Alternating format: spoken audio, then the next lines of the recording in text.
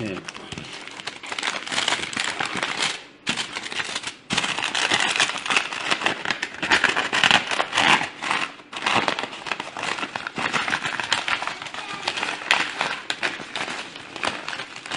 ver si tenemos este sobre, a ver, con dinero, acá, Fernández.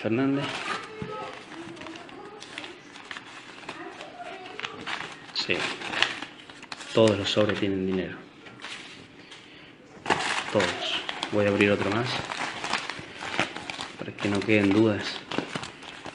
Aquellos vecinos que pueden aprovechar, aprovechenlo, agarren el sobre, pero el domingo voten a conciencia. No podemos permitir que esta gente vuelva. La verdad que es lamentable cómo compran la voluntad de un pueblo.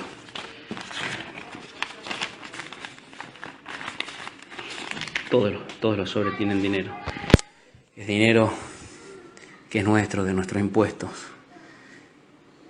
Y aquí están, de vuelta en sobre, comprando la voluntad para perpetrarse en el poder, enquistarse en el poder.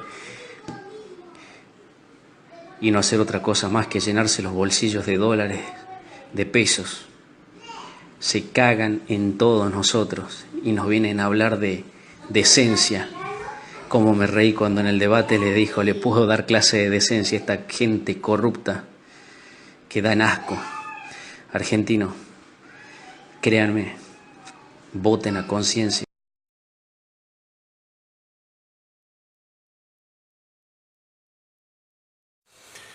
Aqui, ó, vocês que votam no PT, essa aqui é a mamadeira distribuída na creche. Olha a marca aqui, ó, tá vendo? Distribuída na creche para seu filho, ó, com a desculpa de combater a homofobia, ó. Olha o bico como é, ó. Tá vendo? O PT e a Haddad prega isso para seu filho, ó. Seu filho de 5, 6 anos de idade vai beber mamadeira na creche com isso aqui, ó, para combater a homofobia. Tem que votar em Bolsonaro, rapaz. Bolsonaro que é para fazer o filho da gente homem e mulher. O PT e Haddad, Lula, Dilma, só quer isso aqui para nossos filhos, ó. Isso faz parte do kit gay, ó. Invenção de Haddad, viu?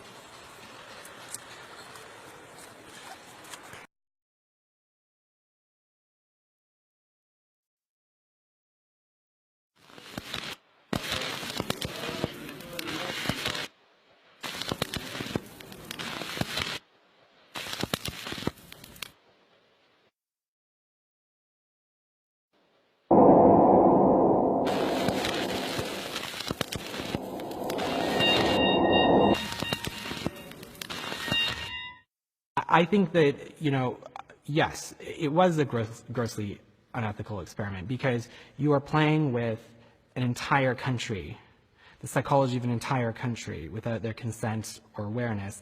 And not only are you like playing with the psychology of an entire nation, you're playing with the psychology of an entire nation in the context of the democratic process.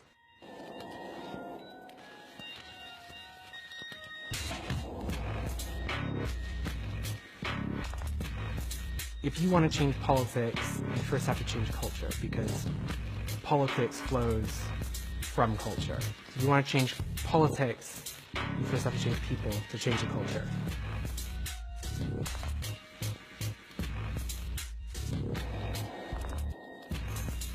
Yeah, so we would know what kinds of messaging you would be susceptible to, including the framing of it, the topics, the contents, the tone, whether it's scary or not, that kind of thing. So what you would be susceptible to and where you're going to consume that. And then how many times do we need to touch you with that in order to change how you think about something.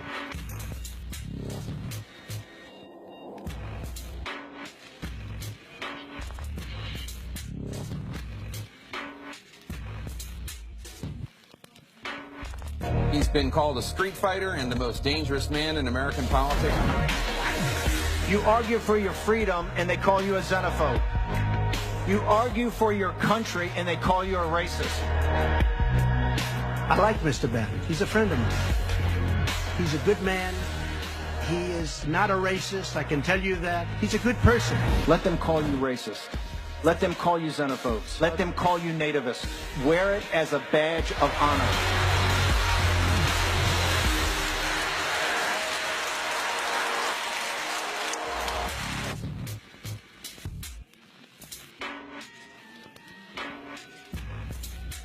Collecting data on people and you're profiling them.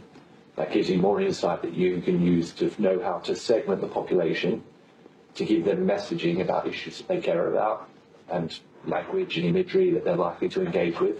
And we use that in America, and we use that in Africa. That's what we do as a company. Yeah. We've done it in Mexico, we've done it in Malaysia, and now we're into Brazil.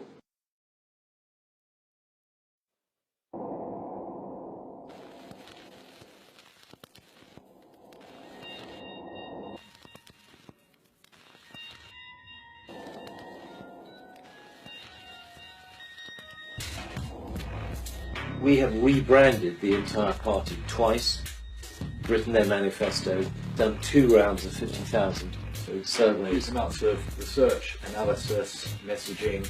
And then we write all the speeches and we stage the whole thing. So just about every element of his campaign. It's no good fighting an election campaign on the facts, because actually it's all about emotion. Whatever the political message, subtlety is key. It has to happen without anyone thinking that's propaganda. Because the moment you think that's propaganda, the next question is, who's put that out? Yes.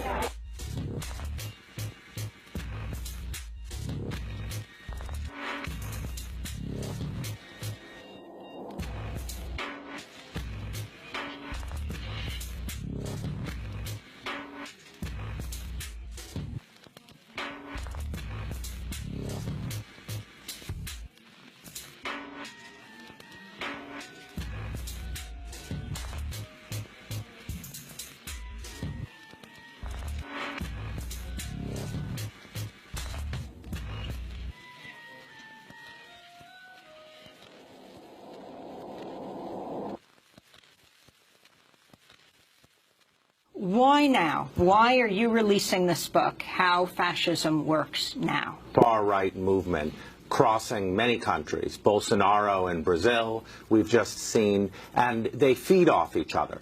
So I think right now it's very important to make people aware of the features of fascism. The 10 pillars of fascism, what are they? The 10 pillars of fascism are, number one, a mythic past, a great mythic past. Que época maravilhosa, você podia ir para a rua com segurança, a tua família era respeitada, o policial era policial. Que moral tem para falar em democracia? Nós não tem moral nenhuma. Democracia e liberdade tinha, sim, presidente, subtenente, Gonzaga, no período militar. Hoje nós vivemos presos dentro de casa. Number two, propaganda. There's a certain kind of fascist propaganda where everything is inverted. The news is the fake news. Anti-corruption is corruption. Mais fake news da Folha de São Paulo. Mentira! Nunca falei isso. Mais uma covardia dessa imprensa suja. So three, anti-intellectualism. As Steve Bannon said, it's emotion, rage gets people to the polls. We got elected on lock her up and build the wall. Hitler in Mein Kampf says you want your propaganda to appeal to the least educated people. Number four, unreality. You have to smash truth. So reason gets replaced by conspiracy theories.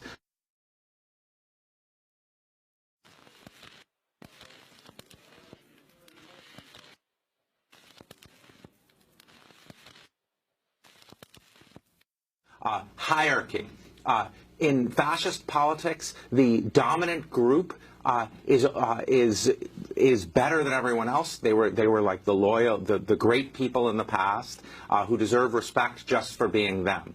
Victimhood. In fascism, the dominant group are the greatest victims. The men are the greatest victims of encroaching feminism. Whites are the greatest victims of blacks. Law and order. What are they victims of? They're victims of the outgroup, who are criminals. What kind of criminals are they? They're rapists. The outgroup is lazy. They're not just criminals, they're lazy.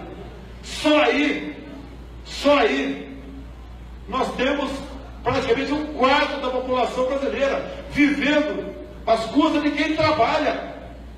Alguém já viu um japonês pedindo esmola por aí? Parem de querer viver essa minoria nas tetas de quem trabalha. Se eu chegar lá, não vai ter dinheiro para ONG. Esses inúteis vão ter que trabalhar. Não vai ter 1 centímetro demarcado para reserva indígena ou para quilombola. Reality is, of course, the greatest threat to fascism, because fascism is based on power and reality is a way. Just remember, what you're seeing and what you're reading is not what's happening. Eu incomodo, quem me arma é a verdade.